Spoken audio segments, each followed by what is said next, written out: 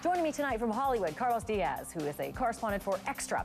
Also from Hollywood, Leslie Marshall, the radio talk show host of The Leslie Marshall Show. Okay, folks, I want to begin with the brand new reports that the Jackson family is working on a deal with Debbie Rowe regarding custody of her two biological children with Michael Jackson. The sources are telling CNN that a lawyer for Michael Jackson's mother, Catherine, is trying to broker a deal. But does it involve money? Take a look at what CNN's Randy Kay learned. Now, as far as money, absolutely part of the deal. Seems like there is quite a large payoff, actually, in the works. Our source told us that Rowe stands to be paid, quote, many millions if she agrees to give up any contact and any custody with her two children so the singer's mother, Catherine, can actually raise them. Now, there's been no confirmation that an actual deal is done at this point, but Carlos, given the possibility that Rowe could still fight for custody, do you think the Jacksons might be trying to get ahead of the game, maybe prevent any custody fight in court? Yeah, it sounds like a high-profile game of chicken that's going on right now, because basically right now at this moment, Debbie Rowe doesn't have the upper hand, because if you're looking at the court of public opinion, the last video we saw of her was her yelling at the paparazzi. The last video we saw of Paris, Michael Jackson's daughter, was her saying how much she loved her daddy and how much she was right there with the family. So right now, Debbie Rowe does not have the advantage. But as they get closer to the estate hearing and the numbers start to come out, maybe how much Michael Jackson's worth, how many hundreds of millions he could be worth, well, Debbie Rowe stands to gain that. So it's in the best interest of the Jackson family to give her the money that they can give her now and get her out of the way so they can focus on the estate. It would be. And the New York Post today reported an even more specific number, that Rowe would actually be getting $4 million. But late today, I got to tell you guys, big breaking development from Rowe's attorney in a letter denying that $4 million deal, saying, quote, Ms. Rowe has not accepted and will not accept any, are you ready, additional financial consideration beyond the spousal support that she and Michael Jackson personally agreed to several years ago. Leslie Marshall, what does that say to you? Could it be that she's still owed money, maybe, and that's what she's asking for? I don't think she's owed money except in her own mind. I think most definitely this woman, I mean, come on, any woman who could sell her children for any price, once over and possibly second over. We also have to look at when DNA tests come back and they say they are going to test the children for the actual paternity. And if Michael is not really the father biologically, she would have various legal grounds, in addition to the fact that all of the agreements currently are with a man who is now deceased. So I do believe the lawyer when they say that she has not accepted $4 million. I don't agree with what the lawyer is saying regarding that she won't ask for any more. I think because she sold them once, she would ask for more money again, especially in light of how much this estate could be worth. Well, Rowe's attorney also said late today that Rowe absolutely will not give up her parental rights in this story. But Leslie, let me ask you this. Did the Jacksons do anything wrong by selling their personal family pictures? I think what they've done wrong here in the minds of the public is sell their son before the grave is even cold and grass is grown and the flowers that are placed there have died. This, in my mind, as a parent, is disgusting. I mean, how much money can you have? These people have more money than God, for crying out loud. I understand the father was written out of the will, but this is exploiting their dead son's memory. This is exploiting their grandchildren.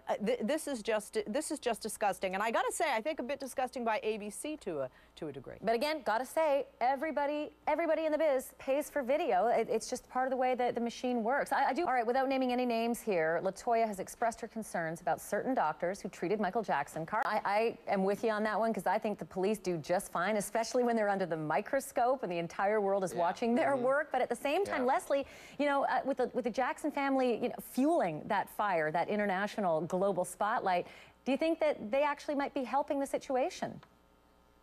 No, I think they're getting, constant, repeats of additional 15 minutes, seconds of fame, airtime, etc. I agree with you, Ashley, and with Carlos. The police are doing their job, and anyone who has known anything about police investigation work, especially involving a celebrity, they're going to take it slow because they want to make sure they're accurate. They don't want to make errors. I don't think there's any fuel coming from the Jacksons, and I do think part of the investigation is to question each of the family members. Well, Leslie Marshall, Carlos Diaz, story continues. Thank you both. And did the Jackson family really try to stage an intervention to save Michael's life? LaToya reveals the intimate truth about the family's last desperate attempt to save Michael. Joining me tonight in New York is Jane Velez-Mitchell, who is the host of Issues with Jane Velez-Mitchell, which you can see every night at 7 p.m. right here on HLN. And also joining me tonight in Hollywood is Leslie Marshall, who is the host of the talk radio show, The Leslie Marshall Show. All right, want to start with the incredible bombshell by LaToya Jackson that Michael Jackson was found not in his own bedroom, but in the bedroom of Dr. Conrad Murray, that doctor who was with him the day that Michael died.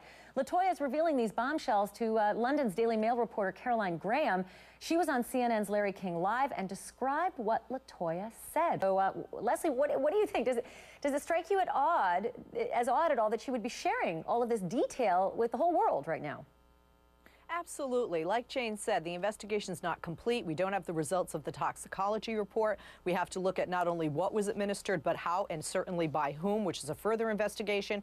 If this is her brother, if she has a huge concern that there's foul play, if she's alleging that this is murder, a homicide, not a suicide, and not an overdose, and if it was who administered this, there's no reason she should be discussing this with anyone but the authorities, certainly not with the media, because then it looks like a media circus, and it looks like nothing but speculation as opposed to fact in assisting investigators. We also know that the Jackson family hired somebody to conduct a second autopsy on Michael, and based on that, LaToya claims that Michael had 4 needle marks on his neck and several needle marks on his arm. Leslie, there is some speculation here that those needle marks can easily be explained by the resuscitation efforts, but doesn't it just add to all the suspicion that Michael's death was no accident? I'll tell you, yes. The first thing, when I heard about this death, and I'm not an MD, but I am certified in CPR, and it struck me odd that they were performing CPR on a bed. Anyone who's taken CPR knows you move the body to the floor. And this is a cardiologist doing this, so I thought that was odd. When you talk about the needle marks, like Jane and I have said earlier and agree, you have to look at what comes back in the toxicology report. It is very common, if a doctor is not following their Hippocratic oath in healing someone, to try and hide needle marks behind the neck, for example. And if Diprovan was administered, and it could be administered through an injection, then it's very possible that there were several, especially, allegedly that he was an addict, several needle marks throughout his entire body. All right, let's so move yes, to, yes, certainly suspicious. Okay, well, let's move to another. LaToya was reportedly paid for this interview. And remember, she was famously estranged from Michael for years, yet she's claiming all these people wanted Michael for his money. So, Leslie, how are we supposed to believe anything she says if she, in fact, is getting paid? They all want him for his money. He's dead, and they still want him for his money. And this is a guy who, for years, wanted nothing to do with his father. Was very clear the father to have nothing to do with the children. Even Debbie Rowe wanted the father nothing to do with the children. And we're surprised that Michael's not letting his father, who was allegedly abusive to him for years and helped create this madness that he was living within, wasn't allowed in the house. And Ashley, honestly, how can we believe LaToya when there's a check attached? That's not somebody trying to get clean. Jane Velez-Mitchell, Leslie Marshall, great to hear from both you ladies. I love ya.